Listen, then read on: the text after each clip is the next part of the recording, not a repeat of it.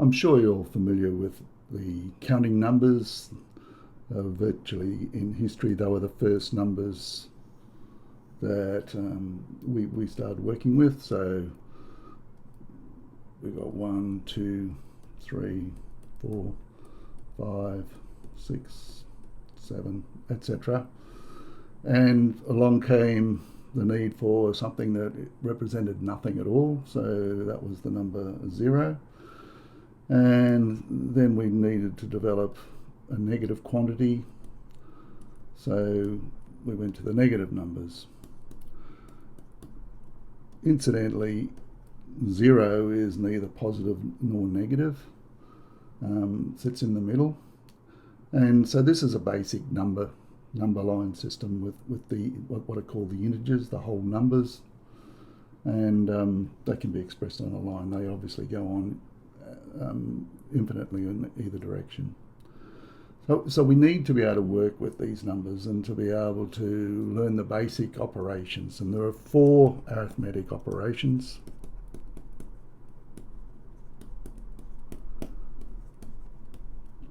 And they are plus, minus, multiply, and divide. So we need to be able to come up with some sort of method, and we developed a method for working with these numbers, these what we call directed numbers, because we've got positives and negatives. And you're all familiar with multiplying and adding positive numbers, but what happens when we mixed some positives and some negatives together?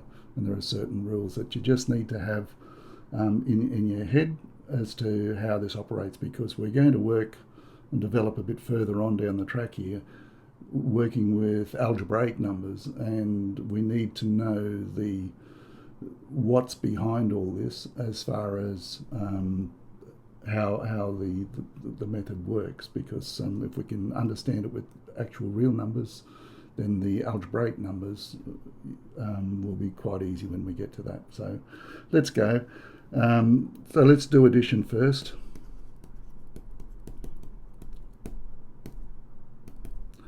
And we'll do a few examples. And we might just change the colour of our pen here so it's easy to see. So if we had, say, 4 plus negative 2. Now, when a number is written and there is no sign in front of it, as is this 4 here, it is understood to be a positive. So if there is no direction of the number, that is no positive or negative in front, it's understood to be a positive. Have a look over here. This is the operation add, and this is the direction of the 2. It's raised above where your normal pluses and minuses are, so it's a little bit higher, not quite as high as where a power would go. The power would go over here, obviously, but it's not quite that high. So this means we've got a negative 2, and we're going to add 4 to that negative 2. So we start up here on the number line with the position of where the 4 is. When we add, we always go to the right. This up here is the positive direction, and this up here is the negative direction. So when we are starting at the 4, we're going to add. That means we're going to go in this direction, but wait a minute. This here tells us we're not going to switch the direction. So instead of going to the right, this negative up here means, whoops, we'll go back here too. So we're going to go back 2, and we end up at positive 2. Now we don't have to write the positive in front there. Okay, let's do another one. So if we've got, say, negative 2 plus negative 3. Okay, we're going to start at negative 2. So if we go up on our number line here, we're going to start there. Positive means we're going to go this direction, but this negative up here says, no, we're going to switch direction and actually go 3 units that way. And so we end up at negative 5. Okay, maybe one more. And if we've got negative 1 plus 5, we're going to start at negative 1. so -1 up here, and we're going to add 5. Now there's no switching direction, so this just means we're going to keep going 5 units in the positive direction. So we go 1, 2, 3, 4, 5, and we end up with +4. We don't have to write the positive. So that's addition. Let's just now look at subtraction.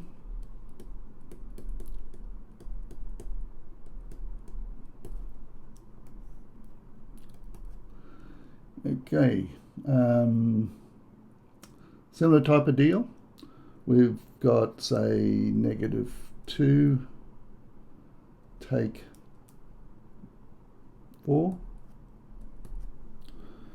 This is where we start, -2, which is up here where we started, the blue one over there, -2.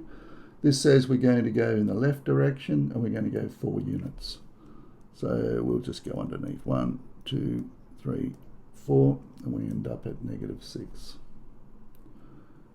We do another one, colour not to be confused, and we've got 3 minus -2. We're going to start at the number 3, so we'll start here. And this says we're going to take, so we're going to go in the left direction. This says, whoops, we're going to change direction. So we were going to the left, now we're going to go to the right, and we're going to go 2. So starting at 3, this says we're going to go left, that negative says we're going to go right, and we're going to go 2 units. So 1, 2, and we end up at +5. We could put the plus there. It's not necessary, we could just put 5. So there's addition and subtraction.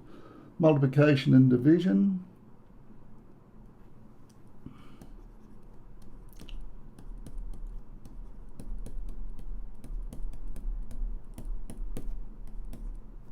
I'll do them together. The rules are pretty much the same. If both signs are the same, then the answer is positive.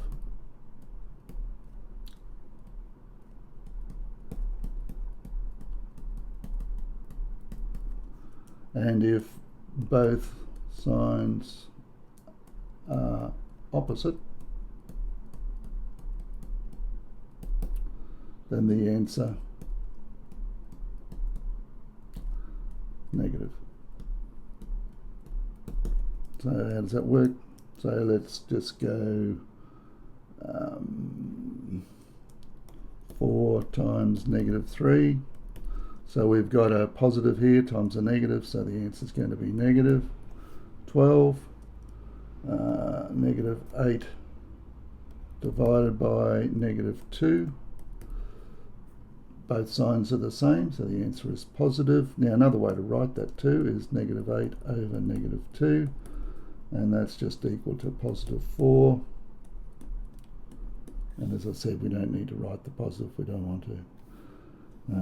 So when the multiplication division, easy rule, you've got to think about it a little bit more when we're doing addition and subtraction.